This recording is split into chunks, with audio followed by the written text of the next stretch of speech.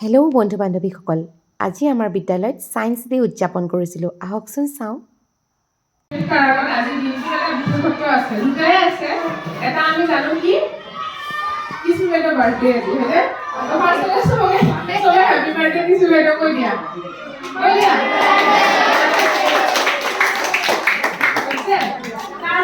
তাৰ উপৰি আৰু এটা বিশেষত্ব আছে, যিটো নেকি আজি গোটেই ভাৰতবৰ্ষই চেলিব্ৰেট কৰিব। সেইটো হ'ল আজি বিজ্ঞান দিৱস, নেশ্যনেল ছায়েন্স ডে। কিহৰ কাৰণে আমি সেইটো চেলিব্ৰেট কৰোঁ?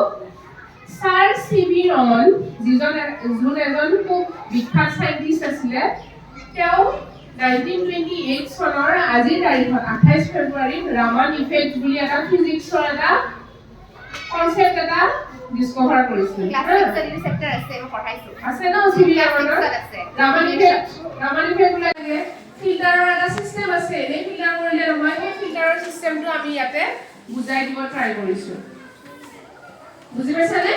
সেই ফিল্টাৰৰ চিষ্টেমটো ধুনীয়াকৈ বুজাই দিব। ক্লাছ 7ৰ লগত লগ হৈ সিহঁতে বনাইছে, মই জাষ্ট সিহঁতক হেল্প কৰিছোঁ।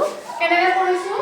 ফিল্টাৰ চিষ্টেম আমি কেনেকৈ কৰিব লাগে? প্ৰথমতে ডাঙৰ আৱৰ্জনাখিনি যেন আমি গুচাব পাৰোঁ, সেইকাৰণে আমি কয়লা আৰু কি কৰোঁ? ডাঙৰ ডাঙৰ পাথৰ দিওঁ। ইয়াতে ডাঙৰ ডাঙৰ লেতেৰাবিলাক সেই পাথৰ আৰু কয়লাই ৰাখি দিয়ে।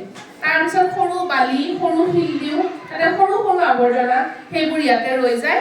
তাৰ পৰা পানীখিনি আহি আমি কি দিছোঁ? কপাহ দিছোঁ তলত। কপাহত কি হৈ যাব? একদম যিখিনি সৰু সৰু লেতেৰা বস্তু আছে, যিবোৰ আমি কিছুমান চকুৰেও কৰিব নোৱাৰোঁ খালী চকুৰে, সেই বস্তুবোৰ কপাহে চেকনিৰ নিচিনাকৈ ৰাখিব। তাৰপিছত চাফা পানীখিনি তলত কালেক্ট হ'ব। এইটো এটা মডেল হয়, বুজি পাইছানে? এই মডেলটো সিহঁতে ৰেডি কৰিছে। জীৱনত বিজ্ঞান কিমান প্ৰয়োজন তাৰ ওপৰত এৱাৰনেছটো ৰাখিবলৈ আমি কি কৰোঁ? আজিৰ দিনটো চেলিব্ৰেট কৰোঁ। বুজি পাইছানে? বিজ্ঞান নহ'লে যে আমি চলিব নোৱাৰিম, আমি নিজকে বুজি নাপাম, আমাৰ চাৰিওকাষটো বুজি নাপাম, সেই বস্তুটো যেন মানুহে বুজি পায়, ল'ৰা ছোৱালীয়ে বুজি পায়, সেইটো বস্তুৰ এৱাৰনেছ আনিবৰ কাৰণে আজিৰ